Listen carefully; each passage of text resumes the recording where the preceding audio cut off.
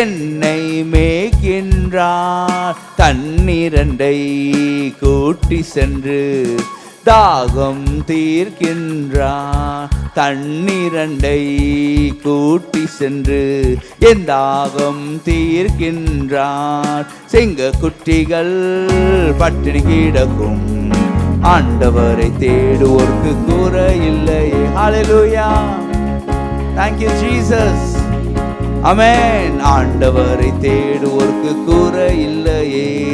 எதிரிகள் முன் விருந்தொன்றை ஆயத்தப்படுத்துகிறார். எதிரிகள் முன் விருந்தொன்றை அவர் ஆயத்தப்படுத்துகிறார். என் தலையை எண்ணெயினால் அபிஷேகம் செய்கின்றார். என் தலையை எண்ணெயினால் அபிஷேகம் செய்கின்றார். சிங்க குட்டிகள் பட்டினி கிடக்கும் ஆண்டவரை தேடுவோர்க்கு குறை இல்லையே. சிங்க குட்டிகள்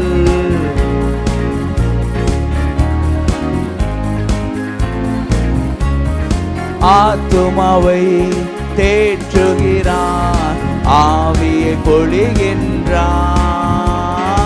ஆத்துமாவை அவர் தேற்றுகிறார்.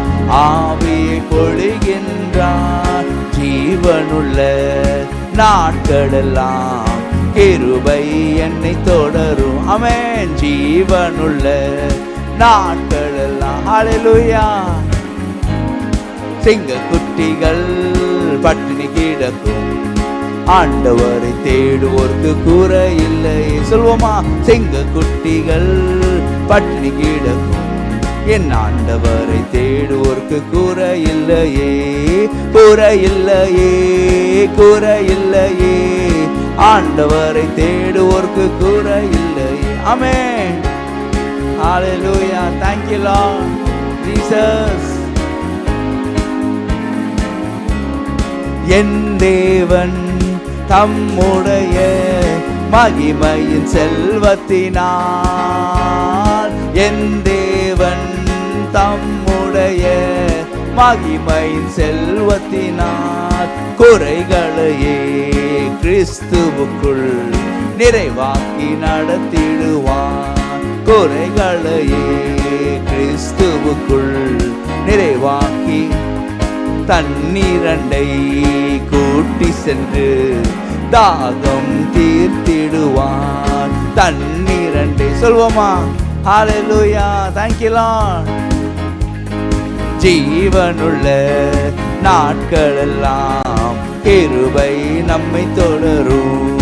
ஜீவனுள்ள நாட்களெல்லாம் கிருபை என்னை தொடரும். என் தலையை எண்ணெயினால் அபிஷேகம் செய்கின்றார். சொல்வோமா? என் தலை. ஹல்லேலூயா, thank you Holy Spirit of God. ஆவியானவரே, அன்பின் ஆவியானவரே, இப்போ வாரும், இறங்கி வாரும் எங்கள் மாத்தியிலே. இப்போ வாரும், இறங்கி வாரும் எங்கள் மாத்தியிலே. உளையான சேற்றி நின்று தூக்கி எடுத்தவரே, உளையான சேற்றி நின்று தூக்கி எடுத்தவரே, பாவம் கழுவே தூய்மையாக்கும் இந்த வேளையிலே. பாவம் கழுவே தூய்மையாக்கும் இந்த வேளையிலே. ஆவியானவரே, அன்பின் ஆவியானவரே, இப்போ வாரும், இறங்கி வாங்கப்பா. ஆமென். எங்கள் மத்தியிலே. சொல்வோமா? இப்போ வாரும், இறங்கி வாரும் எங்கள் மத்தியிலே. பத்மோ தீவினிலே பக்தனை தேற்றினீரே. பத்மோ தீவினிலே பக்தனை தேற்றினீரே.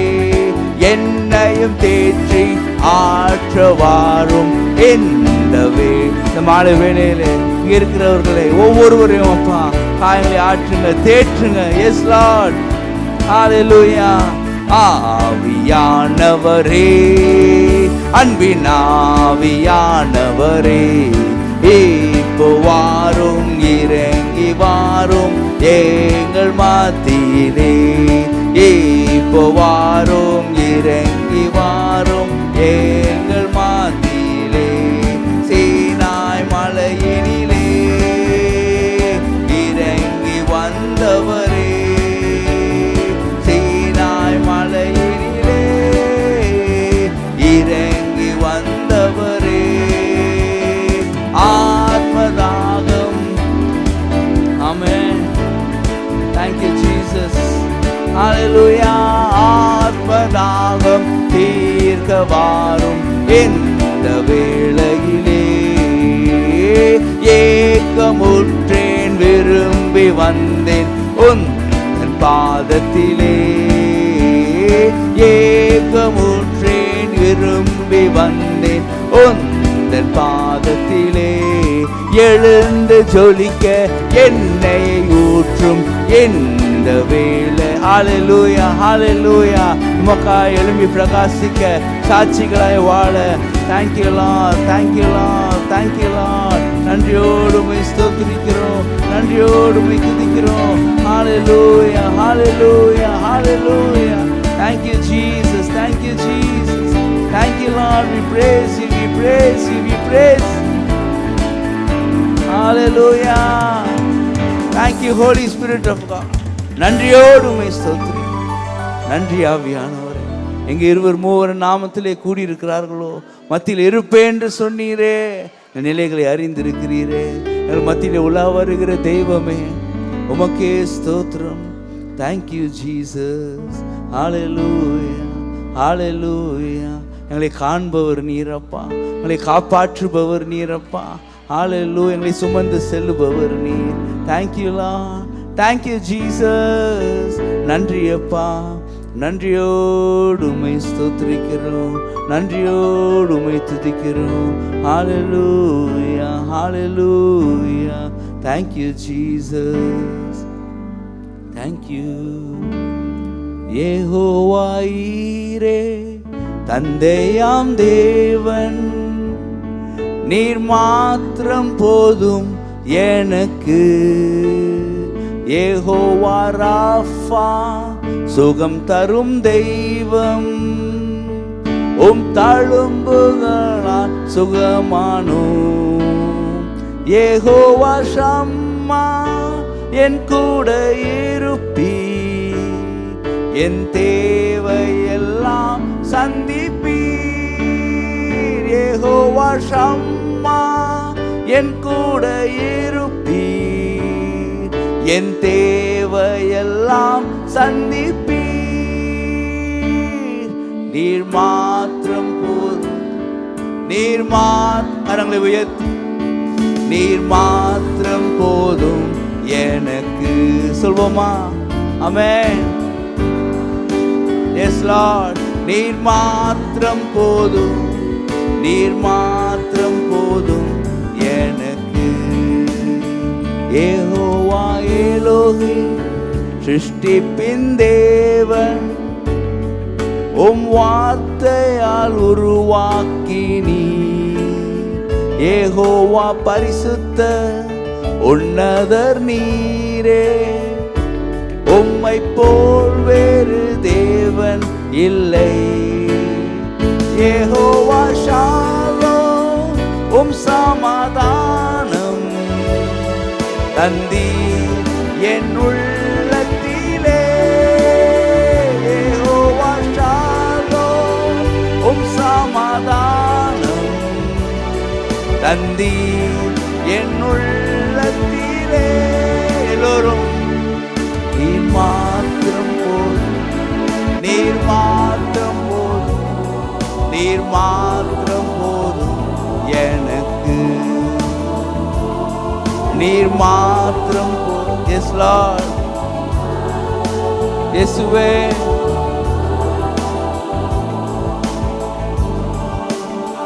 யெகோவா நீரே தந்தையாம் தேவன், நீர் மாத்திரம் போதும் எனக்கு. யெகோவா ராஃபா சுகம் தரும் தழும்புகளால் தழும்புகளால் சுகமானோ. யெகோவா ஷம்மா என் கூட இருப்பீ, என் தேவையெல்லாம் சந்திப்பீ.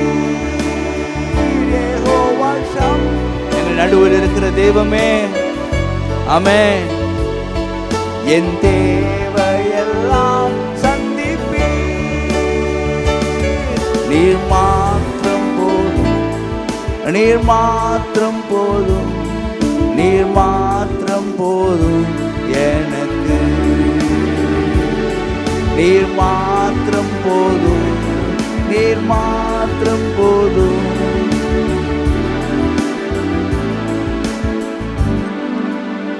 இயேசுவே நீரே என் ஆத்மநேசர், என் மேல் எவ்வளவு அன்பு கூர்ந்தீர்.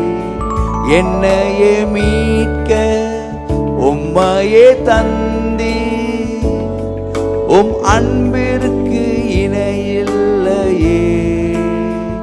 என் வாழ்நாள் முழுதும் உமக்காக வாழ்வே.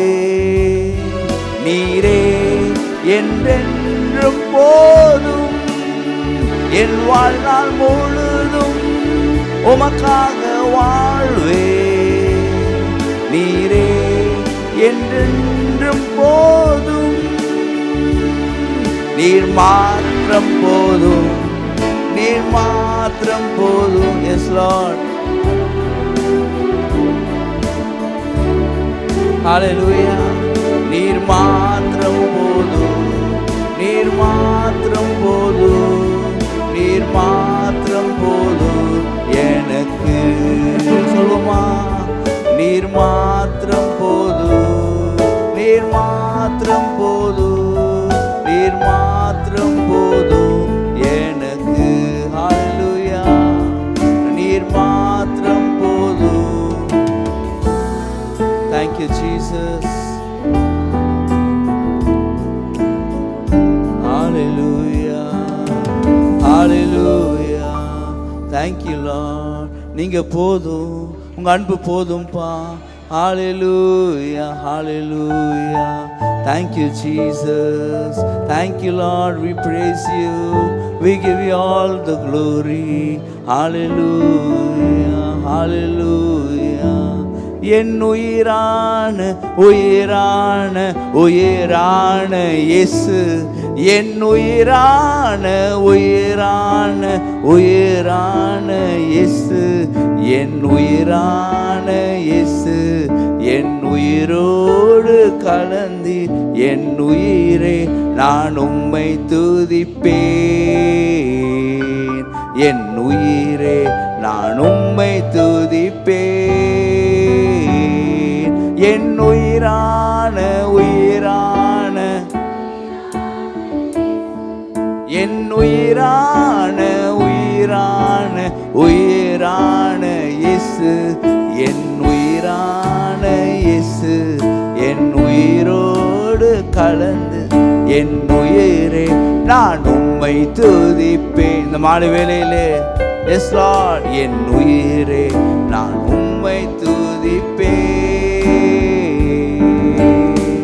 உலகமெல்லாம் மறக்குதையா, உணர்வு எல்லாம் இனிக்குதையா.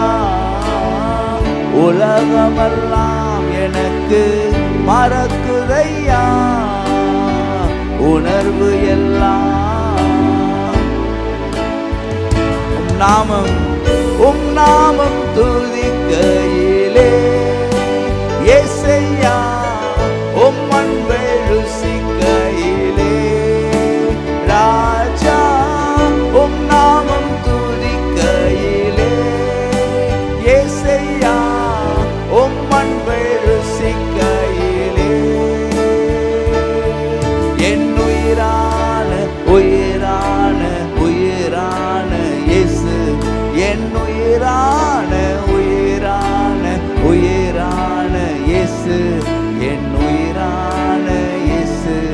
என் உயிரோடு கலந்தீர். என் உயிரே நான் உம்மை துதிப்பேன். என் உயிரே நான் உம்மை துதிப்பேன். உம் வசனம் எனக்கு உணவாகும், உடலுக்கெல்லாம் மருந்தாகும். ஆமென். உம் வசனம் எனக்கு உணவாகும், உடலுக்கெல்லாம் மருந்தாகும். இரவும் பகலும் ஐயா உந்தன் வசனம் தியானிக்கிறேன். இரவும் பகலும் ஐயா உந்தன் வசனம் தியானிக்கிறேன். என் உயிரான உயிரான உயிரான இயேசு, என் உயிரான உயிரான உயிரான இயேசு, என் உயிரான இயேசு, என் உயிரோடு கலந்தீர். என் உயிரே நான் உம்மை துதிப்பேன். என் உயிரே நான் உம்மை துதிப்பேன். உம் திருநாமம் உலகத்திலே உயர்ந்த அடைக்கலம் அரண்தாமே. உம் திருநாமம் உலகத்திலே உயர்ந்த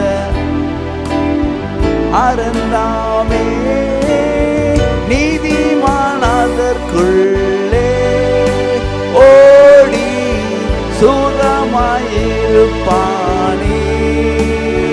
நீதிமானதற்குள்ளே ஓடி சுகமாயிருப்பானே. என் உயிரான உயிரான உயிரான இயேசு, என் உயிரான. Thank you Lord. என் உயிரான இயேசு, என் உயிரோடு கலந்தி. என் உயிரே நான் உம்மை துதிப்பேன். என் உயிரே நான் உம்மை துதிப்பேன், உம்மை துதிப்பேன். ஹல்லேலூயா ஹல்லேலூயா. கரங்களை தட்டி கர்த்தரை நாம் மகிமைப்படுத்தி உயர்த்துவோம்.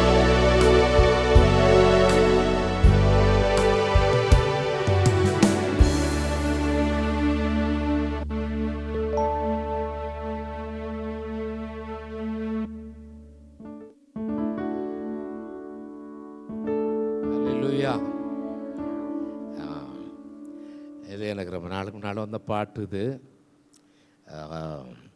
அது ஒரு செவ்வாய்க்கிழமை ஹீலிங் ப்ரேயருக்காக ஜெபத்தில் இருக்கும்போது வந்த ஒரு பாட்டு இது. நம்ம அதிகமாக பாடுறதே இல்லை. ஏன்னா இப்போ அந்த பாட்டை நம்ம பாடுவோமா? குருசுனில் தொங்கிய குரு இயேசு தேவா, குணமாக்கும் என்னை குணமாக்கும். குருசினில் தொங்கிய குரு இயேசு நாதா, குணமாக்கும் என்னை குணமாக்கிடும். குருசினில் தொங்கிய குரு இயேசு தேவா, குணமாக்கும் என்னை குணமாக்கிடும். என் நோய்கள் தீர காயங்கள் 5 சுமந்திட்ட தேவா, குணமாக்கிடும். என் நோய்கள் தீர காயங்கள் 5 சுமந்திட்ட தேவா, குணமாக்கிடும். என் மீறுதலினால் தண்டிக்கப்பட்டீர், என் மீறுதலினால் உம் தழும்புகளாலே குணமாக்கிடும். தழும்புகளாலே குணமாக்கிடும். குருசினில் தொங்கிய குரு இயேசு தேவா குணமாக்கும் என்னை. என் பாவங்களினால் பரிகாசமானி அவமானம் சுமந்து ஆக்கினை அடைந்தீர். பரிகாசமானி அவமானம் சுமந்து ஆக்கினை அடைந்தீர். என் துக்கம் சுமந்து சமாதானம் தந்தீர். சமாதானம் தந்தி தழும்புகளாலே குணமாக்கிடும். தழும்புகளாலே குணமாக்கிடும். குருசினில் தொங்கிய குரு இயேசு தேவா குணமாக்கும் என்னை குணமாக்கிடும். குருசினில் தொங்கிய குரு இயேசு தேவா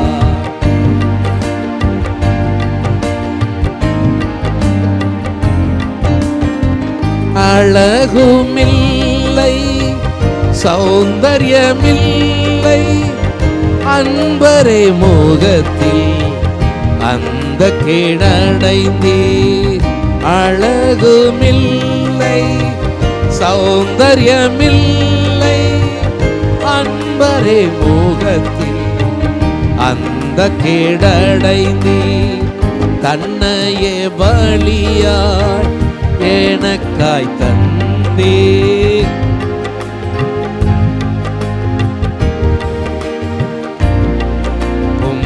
தழும்புகளாலே குணமாக்கிடும். தழும்புகளாலே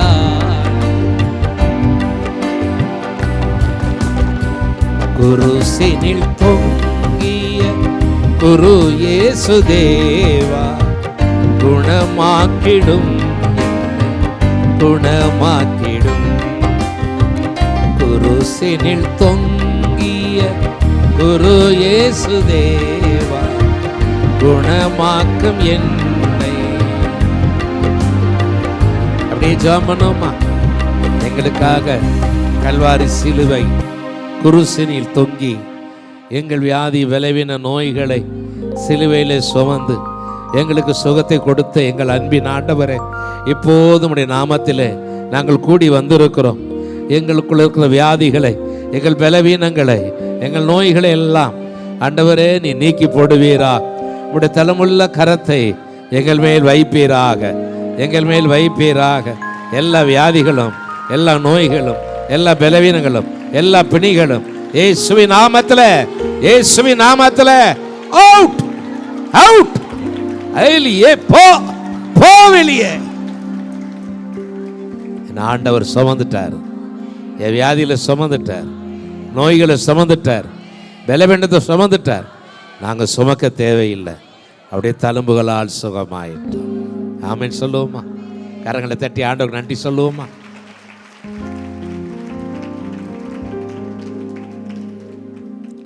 தேவனுடைய வார்த்தைக்கு நேராக செல்லுவோம். யோவான் புஸ்தகம் 1ஆம் அதிகாரம் 5ஆம் வசனம். யோவான் புஸ்தகம். அந்த ஒளி இருளிலே பிரகாசிக்கிறது, இருளானது அதை பற்றி கொள்ளவில்லை. யோவான் சானகன் ஆண்டவரை பார்த்து இங்கே சொல்லுகிற காரியம் இது. அதாவது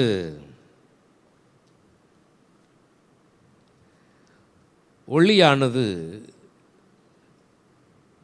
வந்தும் அந்த ஒளியை அநேகர் பற்றி கொள்ளவில்லை.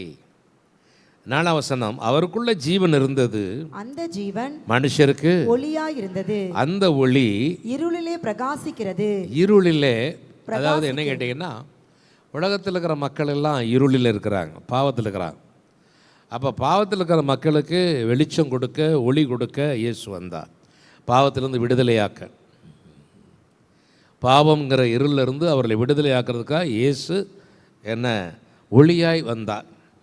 ஆனால் அநேகர் அவர் என்ன செய்யலை, பற்றி கொள்ளவில்லை, அவரை இப்படி சொல்ல ஏற்றுக்கொள்ளவில்லை, அவரை ஏற்றுக்கொள்ளவில்லை. அதுதான் அந்த வசனம் சொல்லுது. அந்த ஏற்றுக்கொள்ளவில்லைங்கிறத விட சரியான வார்த்தை என்ன தெரியுமா? அவரை புரிந்து கொள்ளவில்லை. யாரை? இயேசுவை புரிந்து கொள்ளவில்லை. அதாவது ஒரு கூட்டம் அவரை அறிய விரும்பலை, அவரை புரிந்து கொள்ளவும் விரும்பலை. அவரை அறிந்து கொள்ளவும் விரும்பலை, அதை புரிந்து கொள்ளவும் விரும்பலை. அப்போ வாழ்க்கையில் இப்போ சக்கையை எடுத்துக்கொள்ளுங்க. அவர் எப்படிப்பட்டவரோ என்று பார்க்குறதுக்கு தான் வந்தார், அறிந்து கொள்ள வந்தார். அவர் எப்படிப்பட்டவர்னு பார்க்குறதுக்கு அறிந்து கொள்ள வந்தார். ஆனால் முடிவில் பார்த்தீங்கன்னா ஆண்டவரை இரட்சகர் என்று புரிந்து கொண்டார். இயேசு இரட்சகர் என்று அவர் புரிந்து கொண்டு அவர் தன்னுடைய வாழ்க்கையை மாற்றிக்கொண்டார்.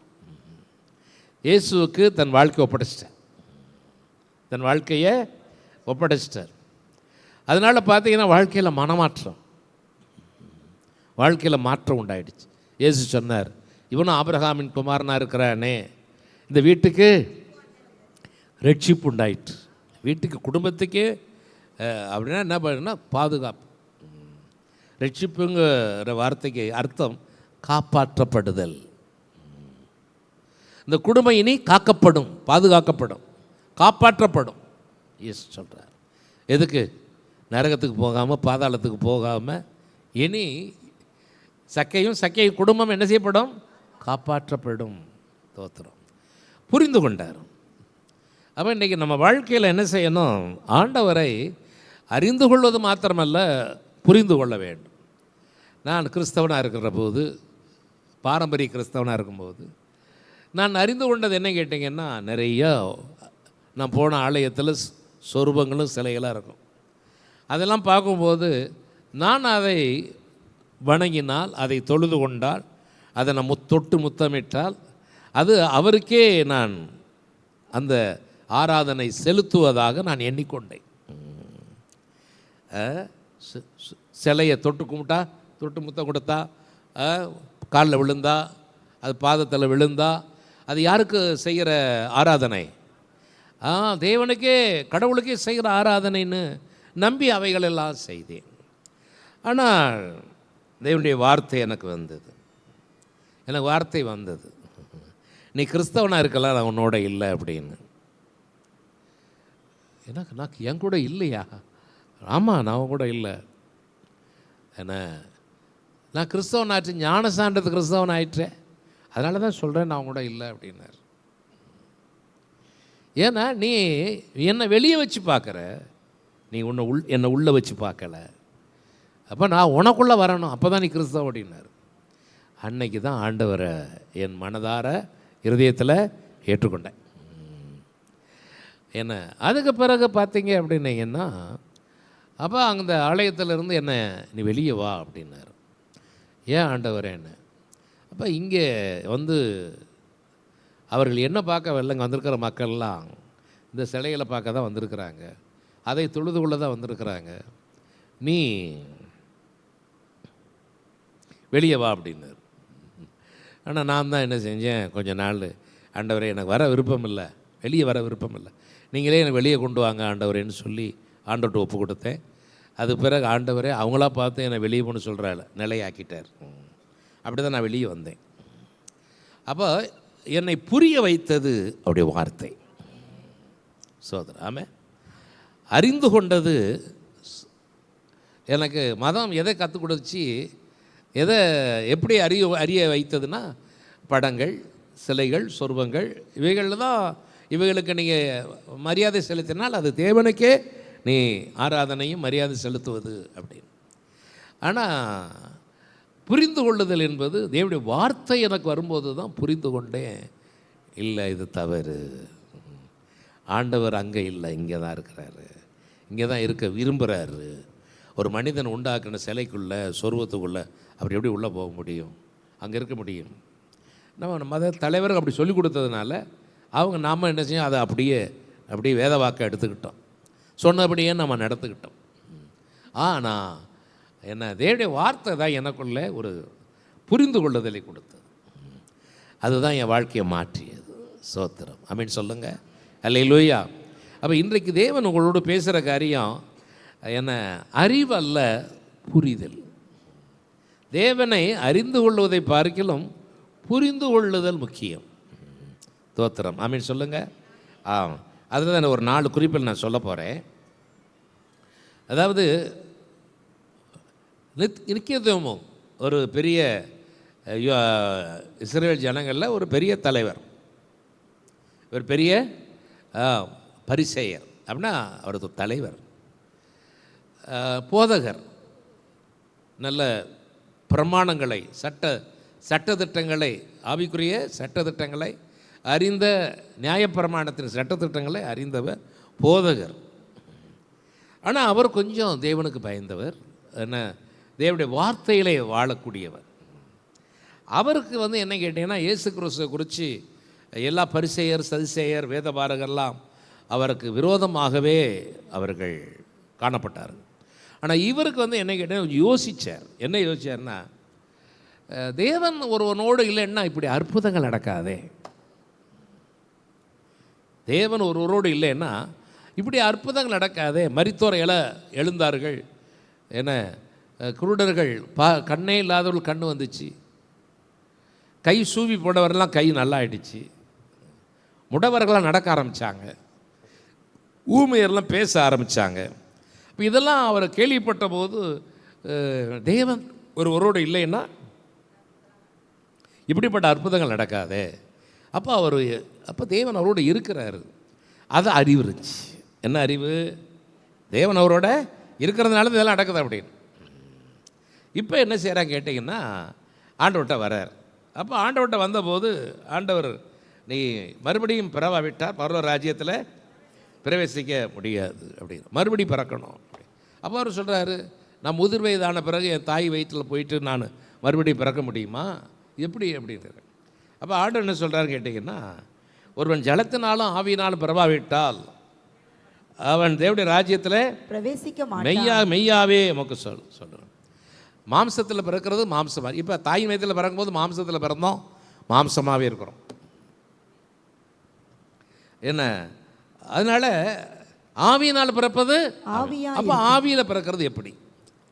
அப்போ ஆண்டவர் சொல்கிறாரு, நீங்கள் மறுபடியும் பிறக்க வேண்டும், நான் உனக்கு சொன்னதை குறித்து அதிசயப்பட வேண்டாம்.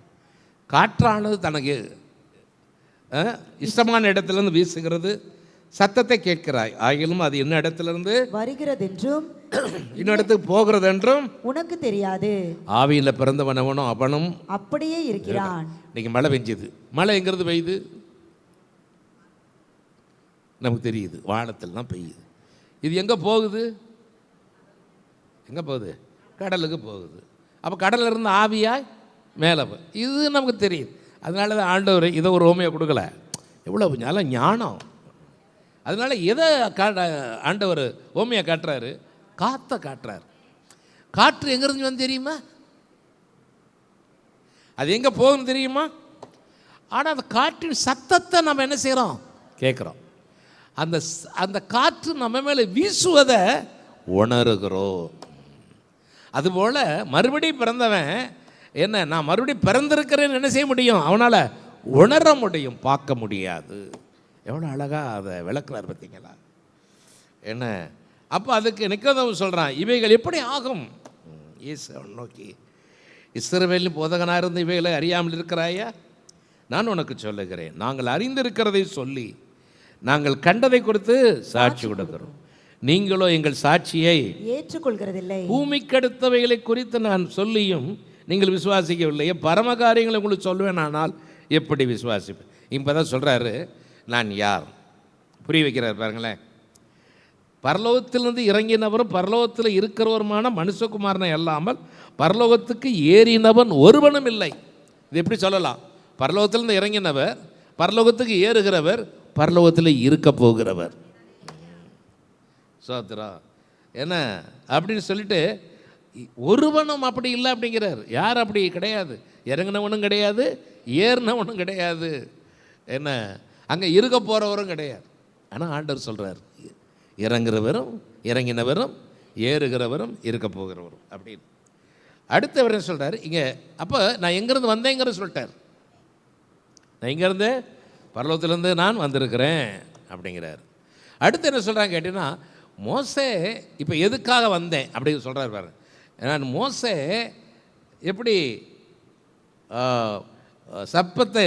சர்ப்பமானது மோசையினால் வனாந்தரத்தில் உயர்த்தப்பட்டது போல மனுஷகுமாரன் தன்னை விசுவாசிக்க எவன் அவன் கெட்டு போகாமல் நித்திய ஜீவனை அடைமடிக்கு உயர்த்தப்பட அது வேண்டும். அப்படின்னா என்ன அர்த்தம் கேட்டால், அவர் மரிக்க வேண்டும், சிலுவையிலே அவர் மரிக்கப்பட வேண்டும், உயர்த்தப்பட வேண்டும் சொல்கிறார்.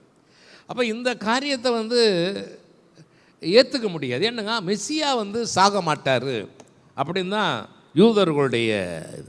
அதனால தான் பேதுருவோட சொல்வார், மனுஷகுமாரன் மரிக்கவும் 3ஆம் நாள் உயிர்த்தெழவும் வேண்டும் சொல்லும்போது, ஆண்டவரே நீ மரிக்கக்கூடாது, எப்படி மரிப்பேன்னு சொல்லுவீங்க, மெஸ்ஸியா மரிக்கக்கூடாது அப்படின்னு சொல்லி என்ன செய்கிறாரு, அங்கே தடுக்கிறார். என்ன, ஆனால் இயேசு ஏன் மரிக்கணும், அதாவது நம்முடைய பாவங்கள் அக்கிரமங்கள் எல்லாம் அவர் என்ன செய்யணும், ஏற்றுக்கொண்டு அவர் மரித்தாதான் மனுகுலத்துக்கு ரட்சிப்பு. ஏன்னா பாவம் செய்கிற எந்த ஆத்மாவும் சாக வேண்டும். அப்போ நான் செஞ்ச பாவத்துக்கு, ஒவ்வொரு உலகத்தில் இருக்கிற எல்லா மனிதர்கள் செய்த பாவத்துக்கு தண்டனையாக அவர் மரிக்க வேண்டும், அவர் மரிக்க வேண்டும். அதுதான் அங்கே சொல்கிறார். அப்போ மனிதனை இல்லாட்டா மனிதனுக்கு என்ன இருக்குது, ஆக்கினை இருக்குது. இயேசு ஒரு மனிதனை விசுவாசித்து மறுபடியும் பிறக்கலை அப்படின்னா அவனுக்கு என்ன இருக்குது, தண்டனை இருக்குது, ஆக்கினை, நரகம் இருக்குது, பாதாளம் இருக்குது. அப்போ அதுலேருந்து தப்பு வைப்பதற்கு தான் இயேசு இந்த பூமிக்கு வந்தார். மனிதனுடைய பாவத்தையும் அக்கிரமத்தையும் அவர் சுமந்து, அவர் மரித்து, அவர்களுக்கு அவர் மரித்து தேவனால் என்ன உயிர்ப்பிக்கப்பட்டு இன்றைக்கி பரலோகத்தில் இருக்கிறாரு. அது மாத்திரம் இல்லை, இப்போ நமக்குள்ளே வாசம் பண்ணும்படி நம்மகிட்ட வந்திருக்காரு. ஏன் தெரியுமா, நம்மளை காப்பாற்ற, பாவத்திலேருந்து காப்பாற்றிட்டாரு, பாவம் செய்யாமல் காப்பாற்ற வந்திருக்காரு. சொல்லுங்கள், பாவத்திலேருந்து நம்மளை காப்பாற்றிட்டாரு, இனி பாவம் செய்யாமல் இருக்க நம்மளை காப்பாற்ற நமக்குள்ளே வாசம் பண்ணுறார். தோத்திரம் அல்லையிலே சொல்லுவீங்களா? அவர் நம்மை காப்பாற்றுகிறவர். நீங்கள் அதை இன்றைக்கி நாங்கள் காலையில் ஏசையா 12ஆம் அதிகாரத்தை பார்த்தோம். அப்போ அதில் அப்படி தான் சொல்லுகிறது, என்ன, எங்கள் மேல் இருக்கிற கோபத்தை நீ நீக்கி என்னிடத்து எங்களை தேற்றுகிறவராக இருக்கிறீர், எங்களை தேற்றுகிறீர் அப்படின்னா எங்கள் மேலே அன்பாக இருக்கிறீங்க.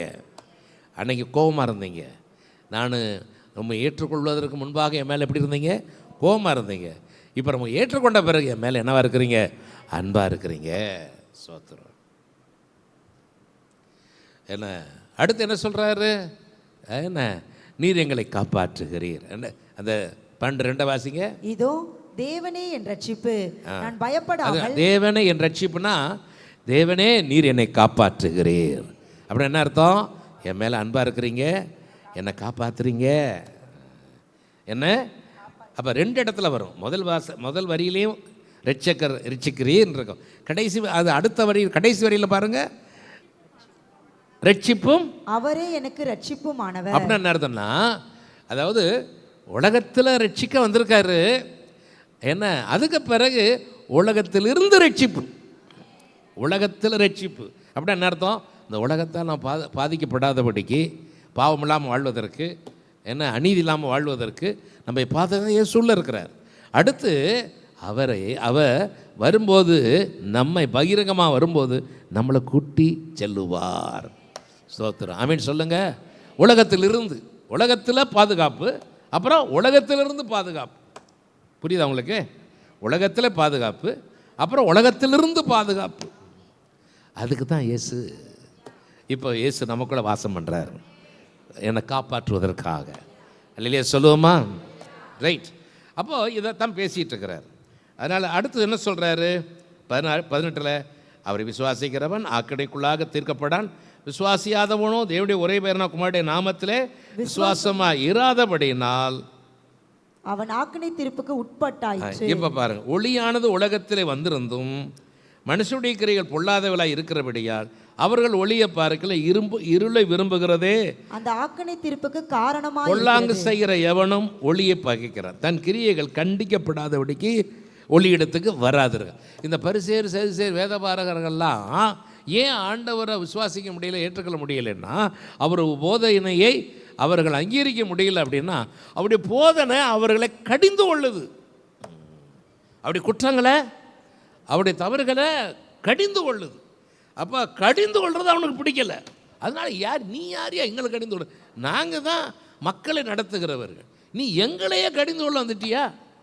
அதனால் அவரை அறியவும் விரும்பலை, அவரை புரிந்து கொள்ளவும் விரும்ப. ஆனால் இவனோ பாருங்க 21, சத்தியத்தின்படி செய்கிறவனோ தன் கிரியைகள் தேவனுக்குள்ளாய் செய்யப்படுகிறது என்று வெளியாகும் எடுக்க ஒளியினிடத்திலே வருகிறான் என்று இதோட முடிக்கிறார். அப்போ இதுலேருந்து என்ன இருக்குது? அவருடைய சாப்டர் ஓவர், பேசுனது ஓவர். அப்போ என்ன சொல்ல வர்றாருன்னு கேட்டால், சத்தியத்தின்படி செய்கிறவனோ, அதாவது வசனத்தின்படி வாழ்கிறவனோ தன் கிரியைகள் தேவனுக்குள்ளாய் செய்யப்படுகிறது என்று வெளியாகும்படிக்கு ஒளியினிடத்திலே வருகிறான் என்றார். அப்போ இவர் சத்தியத்தின்படி வாழ விரும்புகிறவர். அதனால என்ன கேட்டிங்கன்னா, அதாவது நான் வாழ்கிறேன் அப்படின்னா நான் என் சுயத்தில் இல்லை, இது தேவனுடைய கிரியை.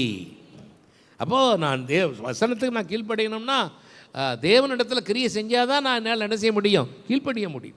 அவர் கிரியை செய்யலைன்னா கீழ்ப்படிய முடியாது. அதனால தான் பைபிள் இருக்குது, கிருபையும் சத்தியம் நிறைந்தவராய் நமக்குள்ளே வாசம் பண்ணினார்.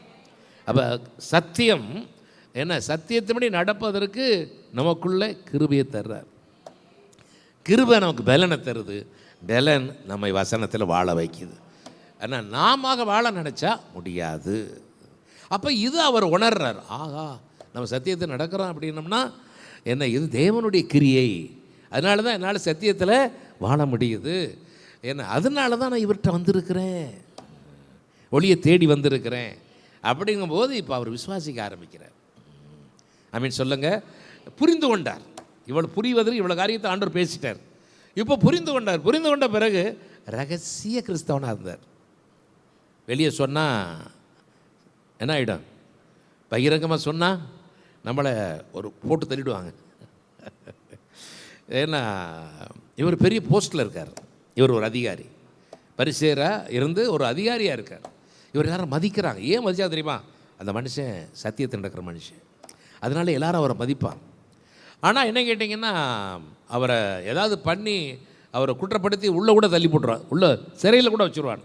இதுக்காகத்தான் அவர் என்ன செஞ்சார்? பயந்துக்கிட்டு சொல்லாமல் உள்ள விசுவாசித்தார். சொல்லுங்கள். ஆகவே நீ மறைஞ்சிருந்து விசுவாசிக்கிறியோ என்ன, இல்லை வெளிப்படையாக நீ விசுவாசிக்கிறியோ அது உன்னுடையது. ஆனால் ஆண்டவரை விசுவாசிக்கணும். எப்படி? எதனால் அவர் விசுவாசித்தார்? புரிந்து கொண்டதுனாலே. தோத்திரம். அதனால் அறிந்து கொண்டால் மட்டும் போதாது, புரிந்து கொள்ளுதல் அவசியம். தோத்திரம். ரெண்டாவது நீங்கள் பார்த்தீங்க அப்படின்னீங்கன்னா என்ன, இந்த 4ஆம் அதிகாரத்தில் பார்த்தீங்க அப்படின்னீங்கன்னா அங்கே ஒரு பெண் வர்றான். அவள் சமாரியா ஸ்திரீ. யார்? சமாரியா ஸ்திரீ. சமாரியர்களுக்கும் யூதர்களுக்கும் என்ன கிடையாது? சம்பந்தம் கிடையாது. சம்பந்தம்னா பொண்ணு கொடுக்குறது, பொண்ணு எடுக்கிறது. என்ன அப்படின்னா ஒரு இது ஜாதி, இந்த ஜாதி வேறு, நீங்கள் வேறு ஜாதி, நாங்கள் வேறு ஜாதி, நீ வேறு ஜாதி, நாங்கள் வேறு ஜாதி. அப்போ ஜாதி ஜாதியை பார்த்தா தண்ணி கூட தரமாட்டான். இப்போ நான் ஆந்திராவுக்கு போனேன். ஆந்திராவுக்கு போயிருக்கும்போது ஒரு வீடாக போய் தண்ணி கேட்டால் தரமாட்டேன்ட்டான். ஏன்னா நாங்கள் கிறிஸ்தவன்னு தெரிஞ்சு போச்சு. அப்போ கிறிஸ்தவன்னா என்னை எப்படி பார்ப்பாங்க? தண்ணி தரமாட்டான். நான் மட்ட ஜாதி இல்லை, கொஞ்சம் எட்ட ஜாதி, கொஞ்சம் உயர்ந்த ஜாதி தான். அப்படி பிறகு தான் அவங்க என்ன செஞ்சாங்க? அப்புறம் தான் தண்ணி மட்டும் இல்லை, சாப்பாடே கொடுத்தாங்க. தோத்திரம். சொல்லுங்கள். அப்போ அதுபோல் இவன் என்ன செய்கிறா? நாங்கள் நீ எங்கிட்டும் தனியை, நான் சமாரியா ஸ்திரியா இருக்கு, எங்கிட்ட தண்ணி கேட்குறியே. அப்போ ஆண்டவர் சொல்கிறாரு, என்ன, நான் யார் என்று அறிந்திருந்தேன், நீ என்கிட்டே கேட்டிருப்பேன், நானும் உனக்கு என்ன கொடுத்துருப்பேன்? நானும் உனக்கு ஜீவ தண்ணீரை நான் உனக்கு தந்திருப்பேன். அப்போ அவள் சொல்கிறான், உங்கள்கிட்ட ஒரு பாத்திரமே இல்லையே, எப்படி நீ எப்படி எனக்கு தண்ணீர் தருவீர் அப்படின்னு அவள் கேட்குறான். அதுக்கு ஆண்டவர் சொல்கிறாரு, அது ஏசு சொல்கிறாரு, இந்த தண்ணீரை குடிக்கிறவனுக்கு மறுபடியும் தாகம் உண்டு, நான் கொடுக்கும் தண்ணீரை குடிக்கிறவனுக்கோ ஒரு காலமும் தாகம் உண்டாகாது. தாகம்னு என்ன தெரியுமா? தாகம் அப்படின்னா தேவனை குறித்தான ஒரு அறிவு, அது ஒரு தாகம். தேவனை குறித்து அறியணும், தாகம். அப்போ அந்த தாகத்தை என்ன கேட்டிங்கன்னா என்ன, தாகத்தை தீர்க்கிறவர் ஆண்டவர். புரிய வைப்பார். இப்போ பாருங்கள், இயேசு யாருங்கிறத இந்த நிக்கோதேமுக்கு ஆண்டவர் என்ன செஞ்சிட்டார்? புரிய வச்சிட்டார். என்ன அவருடைய தாகம் என்ன, மெஸ்ஸியா வரணும், எப்போ வருவார் அப்படிங்கிற தாகம். இப்போ அவர் தான் மெஸ்ஸியான்னு அறிஞ்சிட்டு போயிட்டான், மெஸ்ஸியான்னு அறிந்து ஏற்றுக்கொண்டு போயிட்டான். தோத்திரம், அல்லேலூயா. அப்போ என்ன கேட்டிங்கன்னா, ஒருவனுடைய வாழ்க்கையில் பலவிதமான தாகம் இருக்குது. நான் பரிசுத்தமாக வாழணும் ஒரு தாகம், நீதிமான வாழணும் ஒரு தாகம், என்ன நான் ஆசீர்வாதமாக வாழணும் ஒரு தாகம். இப்போ பலவிதமான தாகம் இருக்குது. எந்த தாகத்தையும் ஆண்டவர் தீர்த்து வைப்பார். அப்போ எப்போன்னு கேட்டிங்கன்னா, நமக்குள்ளே அவர் விசுவாசிக்கும்போது நமக்கு பரிசுத்த ஆவியை தருவார். இந்த பரிசுத்த ஆவி வந்துட்டால் போதும், எல்லா தாகத்தையும் தீர்த்து வைப்பார். தோத்திரம், அல்லேலூயா சொல்லுவீங்களா? அல்லேலூயா சொல்லுவீங்களா? எல்லா தாகம் அவர் தீர்த்து வைப்பார். அதுதான் அங்கே சொல்கிறார். அப்போ அவள் என்ன சொல்கிறாரு? அவள் என்ன சொல்கிறா? எனக்கு அந்த தண்ணி வேணும் எப்போதும். இங்கே அவள் புரிஞ்சுக்கிட்டது வேற, என்ன அவள் புரிஞ்சுக்கிட்டது வேற. அப்போ எப்போதும் எனக்கு தாகம் இல்லாத இருக்க, இங்கே தண்ணி எடுக்க வராமல் இருக்க, எங்கே இந்த கிணத்துல வந்து தண்ணி எடுக்க வராமல் இருக்க எனக்கு என்ன செய்யும்? அந்த தண்ணி எனக்கு தாரும் அப்படிங்கிறா. உடனே ஆண்டவர் சொல்கிறாரு, உன் புருஷனை கூட்டிகிட்டு வாங்குறாரு. உடனே அவள் சொல்கிறா, எனக்கு புருஷன் இல்லை. என்ன சொல்கிறா? புருஷன் இல்லை. உடனே ஆண்டவர் சொல்கிறார், ஆமாம் 4 புருஷன் உனக்கு இருந்தான், இப்போ இருக்கிறவனும் உனக்கு புருஷன் இல்லை அப்படி. உடனே அவளுக்கு என்ன ஆயிடுச்சு? ஓ, நீ தீர்க்கதரிசி என்று காண்கிறேன். இப்போ அவள் என்ன அறிந்தால்? தீர்க்கதரிசி. அவள் அறிந்தது தீர்க்கதரிசியை தான் அறிஞ்சா.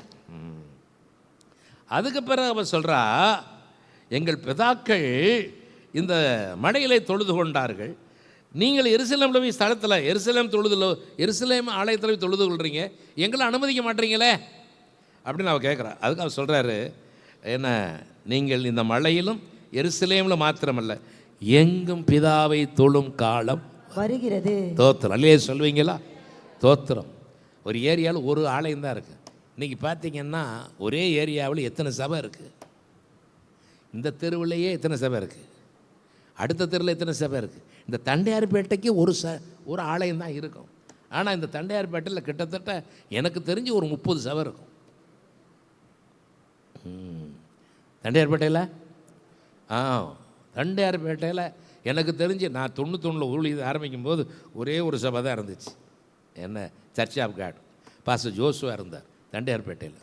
அப்புறம் ஒருத்தர் பவுசி நகரில் பாஸ்டர் இருதயராஜ் இருந்தார். 62 பேர். வேறு யாருமே கிடையாதுங்க. இப்போ பார்த்தீங்கன்னா தெருவுக்கு 4 சபை. அந்த காசிமேட்டுக்குள்ளே பார்த்தீங்கன்னா ஒரு சபை கிடையாது. நான் வைக்கும்போது ஏன்னா காசிமேட்டுக்கும் என்ன இந்த ஏரியாவுக்கும் நடுவில் நான் இருந்துச்சு என் சர்ச்சு. பார்த்தீங்க அப்படின்னா ஒரு சர்ச்சு கிடையாது. இப்போ பார்த்தீங்கன்னா உள்ள ஒரே பில்டிங்கில் 5 சர்ச்சு, ஒரே சர்ச்சில் 4 சர்ச்சு 5 சர்ச்சு இருக்குது. அப்போது சபைகள் என்ன எங்கும் தொழுது காலம் வரும். அல்லையா சொல்ல வந்துச்சா தோத்திரம், அல்லேலூயா. ஆமாம், எங்கும் தொழுது காலம் வரும் அப்படிங்கிறது. அப்போ அவள் என்ன சொல்கிறா? ஆமாம், மெஸ்ஸியா ஒருத்தர் வருவார், எல்லாத்தையும் சொல்லுவாருன்னு நான் கேள்விப்பட்டிருக்கேன் அப்படின்னா சொல்கிறா, மெஸ்ஸியா வருவார். உடனே ஆண்டவர் என்ன சொல்கிறாரு? அதற்கு இயேசு உன்னுடனே பேசுகிற நானே அவர் என்றார். உன்னுடனே பேசுகிற நானே அவர். அவளை அதிர்ந்து போயிட்டா. நீரா? நான் பேசிக்கிட்டு இருக்கிறது மெஸ்ஸியாட்டியா? உடனே என்னச்சா விட்டுட்டு பானையை விட்டு ஓடிவிட்டான். ஊரில் போய் சொல்கிறான், எனக்கு என் வாழ்க்கையில் நடந்ததெல்லாம் ஒருத்தர் சொன்னார், அவர் கிறிஸ்துவா, அபிஷேகம் பண்ணப்பட்ட மெஸ்ஸியாவா, வந்து பாருங்க அப்படின்னா. அவங்க எல்லாம் ஊரே வந்து பார்க்குது. அப்போ அவங்க சொல்கிறாங்க, நீ சொன்னதுனால நாங்கள் நம்பலை, அவருடைய உபதேசத்தை கேட்டு நாங்கள் ஏற்றுக்கொண்டோம். வரப்போகிற உலக ரட்சகராகிய மெஸ்ஸியா இவரே. தோத்திரம், அல்லே சொல்லுவீங்களா? அல்லேலூயா. அப்போ அவள் என்ன ஆயிட்டா? இப்போ முதல்ல அறிந்தது தீர்க்கதரிசி, இப்போ அறிந்தது மெஸ்ஸியா. தோத்திரம், நம்மை மீட்க வந்தவர். அல்லேலூயா சொல்லுவீங்களா? அப்போ நம்ம வாழ்க்கையில் எதை கேட்குறாரு ஆண்டவர்? என்ன அறியணும், என்ன தெரிந்து கொள்ளணும்னா, அறிதல் அல்ல புரிதல்.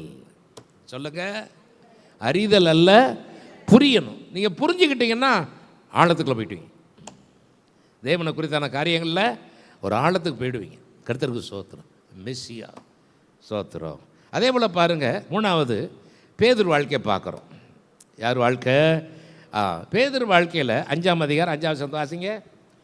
லூக்கா புத்தகம். லூக்கா. அதற்கு சீமோன், ஐயரே, ரா முழுவதும் நாங்கள் பிரயாசப்பட்டும் ஒன்றும் அகப்படவில்லை, ஆகிலும் உம்முடைய வார்த்தையின்படியே வலையை போடுகிறேன் என்றான். நல்லா கவனிக்கணும். அதாவது ஆண்டவராய் இயேசு கிறிஸ்துவை பேதுரு என்ன சொல்கிறாரு? ஐயரே. என்னவா? ஐயரேன்னா போதகர். இப்போ நீங்கள் பார்த்தீங்கன்னா கிறிஸ்துவ இதில் பல பிரிவுகள் இருக்குது. அதில் ஒன்றில் பார்த்தீங்க அப்படின்னா அவங்க போதகர் ஐயர் தான் சொல்லுவாங்க. என்ன சொல்லுவாங்க? ஐயரே. அது மாதிரி இவர் என்ன சொல்கிறாரு? ஐயரே, ராமுழுது நாங்கள் பிரயாசப்பட்டோம், ஒரு மீனோட அகப்படலை. ஏன்னா ஆண்டவர் அவரை ஆழத்துக்குள்ளே தள்ளிட்டு போ, படகு என்ன செய்ய, ஆழத்துக்குள்ளே தள்ளிட்டு போய் வலையை போடுங்கிறார். அப்போது சில மீன்கள் கிடைக்கும் அப்படிங்கிறார். சில மீன்கள் கிடைக்கும் அப்படின்னு இது அது புதிய மொழிப்பில் அப்படி இருக்குது. சில மீன்கள் கிடைக்கும், போடுங்கய்யா, சும்மா ஐயா இருக்கிறீங்க அப்படி. சரி, சில மீன் கிடைக்குங்கிறாரு. சரின்ட்டு பார்க்கணும். போதகருக்கு கீழ்ப்படுகிறார். ஏம்மா, யார் கீழ்ப்படுகிறாரு? போதகருடைய வார்த்தைக்கு கீழ்ப்படுகிறார். போதகரே, நீர் சொல்லுகிறீர், நம்மளும் பிரயாசப்பட்டோம், ஒரு மீன் இல்லை, ஆனால் நீ போதகர், எங்களுக்கு போதிக்கிறவரார், ஆக நீ சொல்கிறத நான் கேட்குறோம், கீழ்ப்படியுது, வலைய போடுறான் அப்படின்னு பழைய போட்டா திரளான மீன்கள். தோத்திரமேன்னு சொல்லுங்க. திரளான மீன்கள். அந்தப்படி அவர்கள் செய்து தங்கள் வலை கிழிந்து போகத்தக்க மிகுதியான மீன்களை பிடித்தார்கள். அப்பொழுது மற்ற படகுகள் கூட்டாளிகள் தங்களுக்கு உதவி செய்யும்படிக்கு சைகை காட்டினார்கள். அவர்கள் 2 படகுகள் அமிழத்தக்க நிரப்பினார்கள். பார்த்தீங்கன்னா, அதாவது அவங்க அதிசயப்பட்டார்களாம். இதை போல இருக்கு, பிரமித்தார்கள் இருக்கு, இருக்கோ? பிரமித்தார்கள் இருக்கு.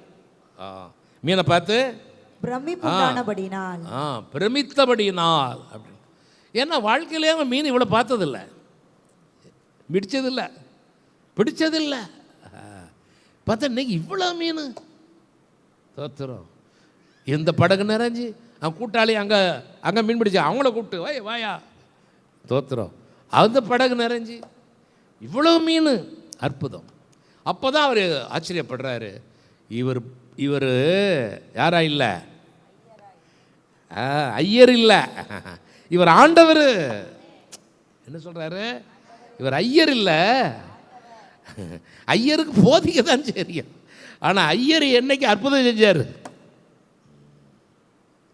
ஐயர் என்னைக்கு அற்புதம் செஞ்சார்? அப்போ இவர் அவரை விட மேலானவர். அதாவது ஆண்டவர் என்ற வார்த்தையை அரசருக்கு தான் சொல்லுவாங்க. யாருக்கு சொல்லுவாங்க? ஆண்டவரே அப்படின்னா ஆளுகிறவர்கள், தங்களை ஆளுகிறவரை பார்த்து தான் சொல்லுவாங்க. அரசனையா ஆண்டவனே சொல்லுவாங்க. இப்போ ஸ்தேவான் தோமாவை எடுத்துக்கொள்ளுங்க. ஏன்னா இயேசு உன்னுடைய விரலை இந்த காயங்களுக்குள்ளே போடுன்னு சொல்லும் போது அவர் சொல்லுவார், என் ஆண்டவரே, என் தேவனே. என்ன சொல்கிறாரு? என் ஆண்டவனே அப்படின்னா என்ன அர்த்தம்? என் அரசரே, என் தெய்வமே, என் தேவனே அப்படிங்கிற. அப்போ இப்போ எங்கே கொண்டு போயிட்டார் அவரை, ஆண்டவரை? இப்போ தான் அப்போ சொல்கிறாரு, நீர் என்னிடத்தில் நிற்கிறதுக்கு நான் தகுதி அல்ல, நான் பாவியான மனுஷன், என்னை விட்டு.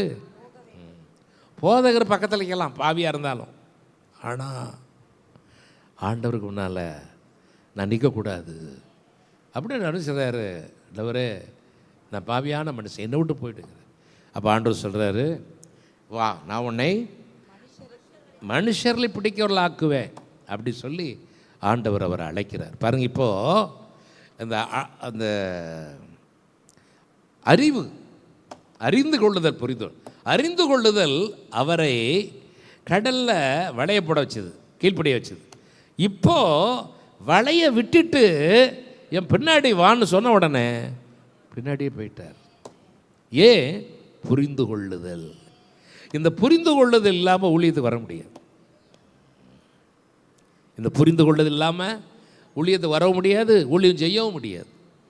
ஆகவே தேவனை அறிந்து கொண்டோமானால் இடையில கூட போயிடுவோம்.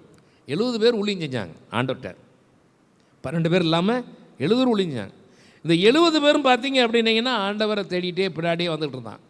அப்போ ஆண்டவர் சொன்னார், நீங்கள் என்ன என்னை விசுவாசிக்கிறதுனால இல்லை, நீங்கள் அப்பம் புசித்ததுனால என் பின்னாடியே வர்றீங்கன்னார். உடனே அவர் ஆண்டவர் சொன்னார், நீங்கள் நித்திய ஜீவனை பெற்றுக்கொள்ளத்தக்கதாக கிரியில் நடப்பீங்கள் அப்படின்னார். அதுக்கு நாங்கள் என்ன செய்யணும்? அவர் அனுப்பினவரை விசுவாசிங்க. தேவன் அனுப்பின என்னை நீங்கள் என்ன செய்யுங்க? விசுவாசிங்கன்னார். விசுவாசிக்காமல் ஊழியம் செய்கிறான். 70 பேர் என்ன செய்யிருக்காங்க? ஊழியம் செஞ்சுருக்கிறாங்க.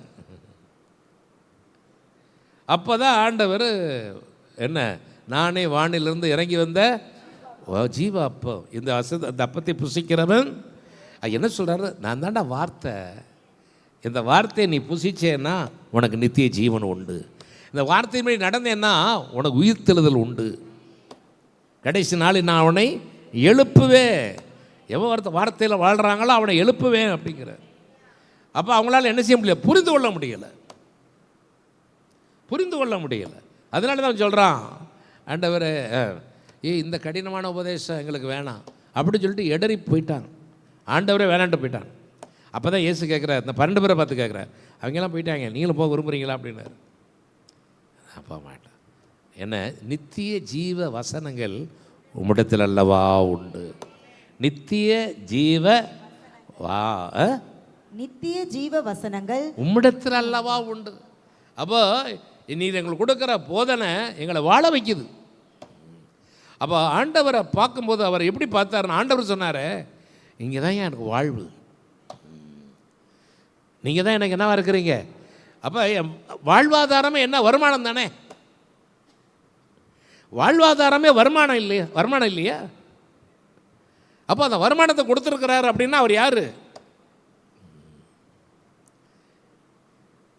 இப்போ அவர் சொல்கிறாரு, நான் ஜீவனோடு வாழணும்னா உங்களுடைய வார்த்தைகள் தான் எனக்கு. உங்களுடைய வார்த்தையை கேட்டு நான் வளைய போட்டேன், என் வாழ்வாதாரம், என் தேவை சந்திக்கப்பட்டுச்சு. இப்போ எனக்கு நித்திய ஜீவனுக்கு, நித்தியத்துக்கு போவதற்குரிய தேவை நீங்கள் தான். ஏன்னா நீங்கள் தான் அந்த வார்த்தையை கொடுக்குறீங்க. யாரிடத்துல போவோம்? புரிந்து கொள்ளுதல். ஐயரேன்னு சொன்னவர் இப்போ ஆண்டவரே அப்படின்னு சொல்லி வளைய விட்டுட்டு தொழிலே விட்டு வராருங்க பின்னாடி. அப்போ அதுக்கு என்ன, எவ்வளோ பெரிய புரிந்து கொள்ளுதல் இருந்தால் என்ன, ஆண்டவரை பின்பற்றி வருவார். இன்றைக்கி அந்த புரிந்து கொள்ளுதல் இல்லாதனால தான் இன்னும் நம்ம ஆண்டவரை பின்பற்றவில்லை. ஆண்டவரை புரிந்து கொள்ள வேண்டும்.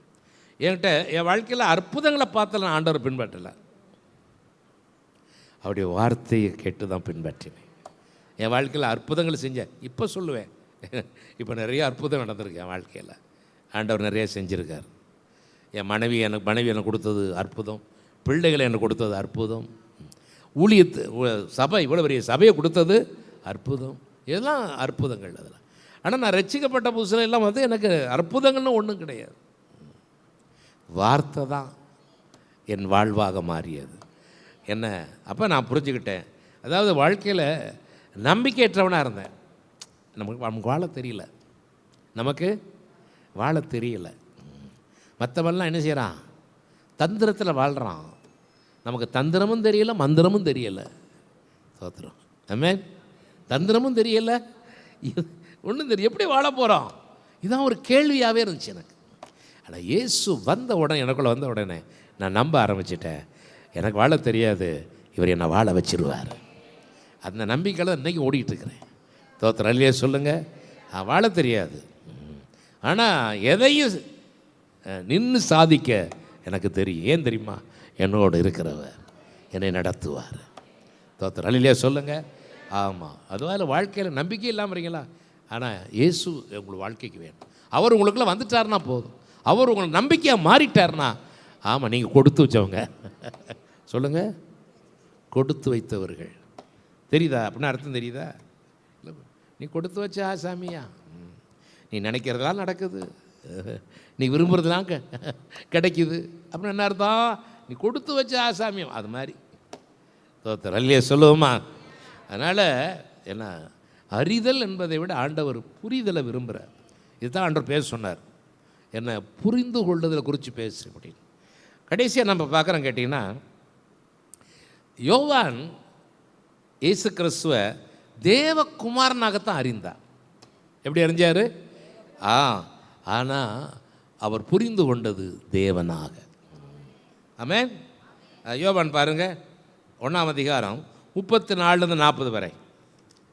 அந்தபடியே நான் கண்டு இவரே தேவனுடைய குமாரன் என்று. யார் சொல்றா? யோவான் ஸ்நானகன் சொல்றார். என்ன? நான் கண்டு இவரே தேவனுடைய குமாரன் என்று சாட்சி கொடுத்து வருகிறேன் என்றான். மறுநாளிலே யோவானும் அவருடைய சீஷர்கள் 2 பேரும் நிற்கும் போது, யோவான் ஸ்நானகன் அவர் தான் யோவான் சொல்றாங்க. இயேசு நடந்து போகிறதை அவன் கண்டு, இதோ தேவாட்டுக்குட்டி என்றான். அவன் அப்படி சொன்னதை அவ்விரண்டு சீஷரும் கேட்டு இயேசுவுக்கு பின் சென்றார்கள். இயேசுவோடு இருந்த 2 சீஷர். அந்த 2 சீஷர் யாருன்னு கேட்டனா, ஒருத்தன் அந்திரேயா, இன்னொருத்தன் யாரு? பேரே அவர் சொல்லலை. ஏன்னா அவர் தன்னுடைய பெயரையே சொல்ல மாட்டார். யாரு? யோவான். யோவான் தன் பேரை மறைப்பார்.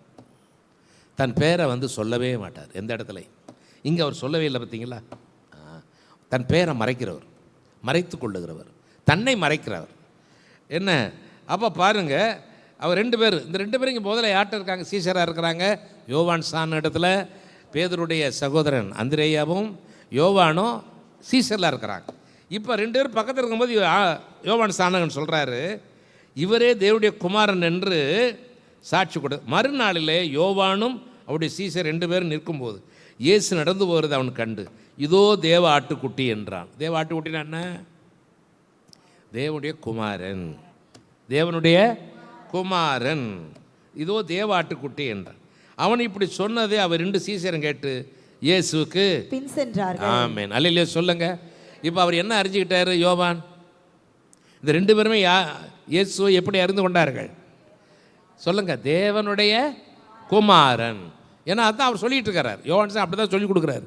தேவனுடைய குமாரன், தேவனுடைய குமாரன் சொல்லிக் கொடுக்குறார். என்ன இப்போ என்ன கேட்டிங்கன்னா, யோவான் 1ஆம் அதிகாரம் 1-2 வசனம்.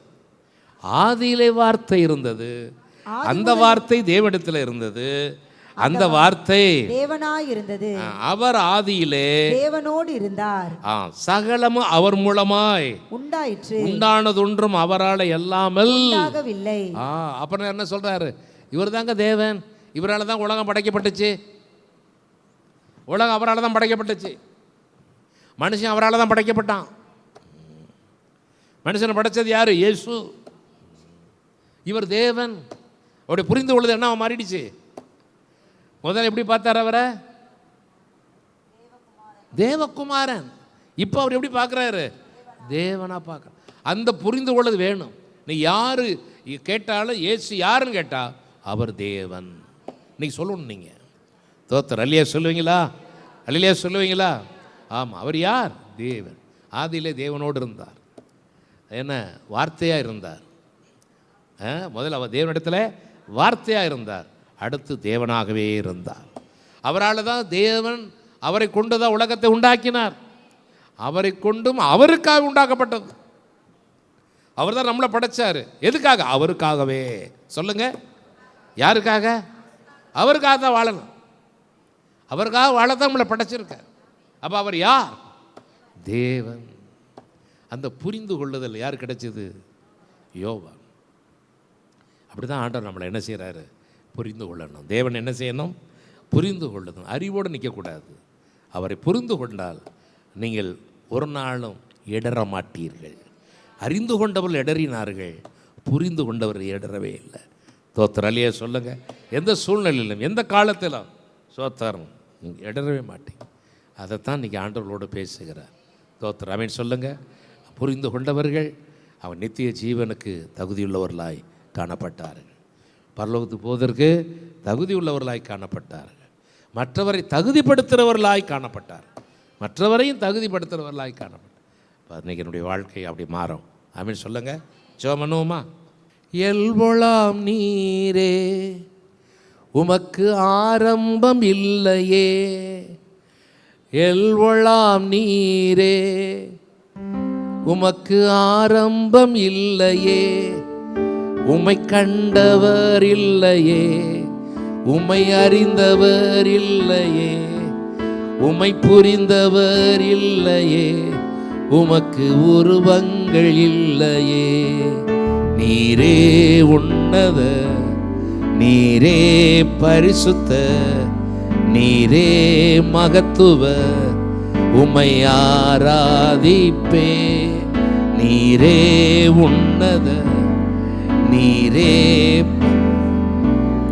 நீரே மகத்துவ, உம்மை ஆராதிப்பே.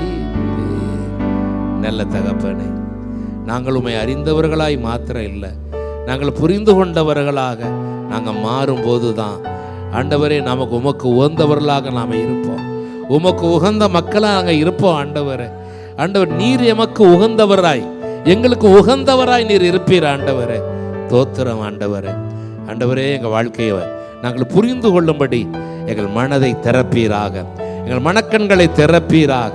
தேவனே உமக்கு ஸ்தோத்திரம், ஸ்தோத்திரம், ஸ்தோத்திரம், ஸ்தோத்திரம், ஸ்தோத்திரம். அல்லேலூயா, அல்லேலூயா. வாழ்க்கை மாறட்டும் ஆண்டவரே. மேலோட்டமான கிறிஸ்துவ வாழ்க்கை அல்ல, ஆழமான கிறிஸ்துவ வாழ்க்கை வாழ, உம்மை அறிந்தும் புரிந்தும் ஆண்டு வாழ கிருபை செய்யும்படியா நாங்கள் செபிக்கிறோம். கர்த்தாவே உமக்கு ஸ்தோத்திரம், ஸ்தோத்திரம். சொல்லுங்க ஸ்தோத்திரம், ஸ்தோத்திரம், ஸ்தோத்திரம். இப்படி வார்த்தை எங்களுக்கு தாங்கப்பா. வார்த்தையை படிக்கும் போதெல்லாம் வார்த்தையின் ஆழத்துக்குள்ள எங்களை நடத்துங்க ஆண்டவருடைய வார்த்தை உம்மை புரிந்து கொள்ள செய்வதாக. அல்லேலூயா, அல்லேலூயா. உம்மை புரிந்து கொண்டவர்களாய் நாங்கள் வாழ கிருபை செய்யும்படியா நாங்கள் செபிக்கிறோம். அல்லேலூயா. பேதுரு உம்மை புரிந்து கொண்டதுனால நீங்களும் போக மனதாக இருக்கிறீங்களா? யாரிடத்துல போவோம் ஆண்டவரே? ஆண்டவரே, வாழ்வு தரும் வார்த்தைகள் உம்மிடத்தில் அல்லவா உண்டு. ஆமை, நித்திய வாழ்வை தரக்கூடிய வசனங்கள் உம்மிடத்தில் அல்லவா உண்டு என்று சொல்லி ஆண்டவரே உமக்குள்ள உறுதிப்படுத்தி கொண்டான், உமக்குள்ள உறுதிப்படுத்தி கொண்டான்.